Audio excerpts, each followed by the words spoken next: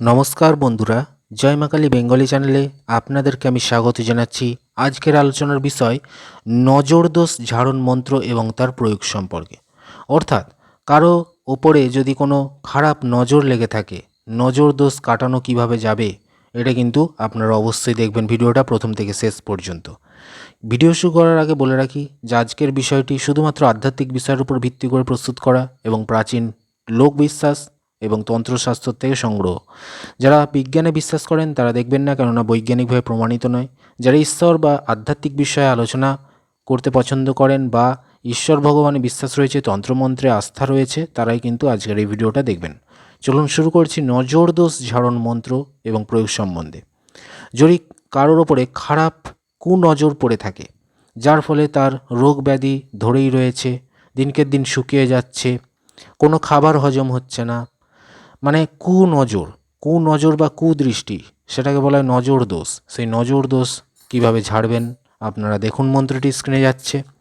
বলছে, গুরু চরণ দিয়ামন শ্রীহরি মোথা কারণ দেব দানব ইত্যাদি খাই নরসিংহ ওয়ার আসি সব উড়াও অলালি চটি চটি হংকার ফুঙ্কারি উড়াও মারি সলি লেকর পাও পাও টুকরিয়া যায় অনকার আয়ে ডাইনের দৃষ্টি পলায় করা অক্ষয়ের নরসিংহা আজ্ঞা।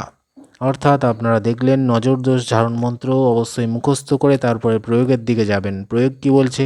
সূর্যগ্রহণ, চন্দ্রগ্রহণ, দীপান্বিতা অর্থাৎ দেওয়ালি বা হোলিতে মন্ত্রটি সিদ্ধ করে এই মন্ত্রকে প্রয়োগ করে ঝাড়ার বিধান। তাহলে কিভাবে করতে হবে? মন্ত্রটি সিদ্ধ করতে গেলে এই যে দিনগুলো বলা রয়েছে, সূর্যগ্রহণ, চন্দ্রগ্রহণ, দীপান্বিতা অমাবস্যা অর্থাৎ দেওয়ালির দিন বা হোলির দিনকে আপনারা স্নান করে শুদ্ধ বস্ত্র পরে শুদ্ধাসনে বসবেন। বসে মন্ত্রটি 108 বার জপ করে নেবেন, তাহলে মন্ত্র সিদ্ধ হয়ে যাবে।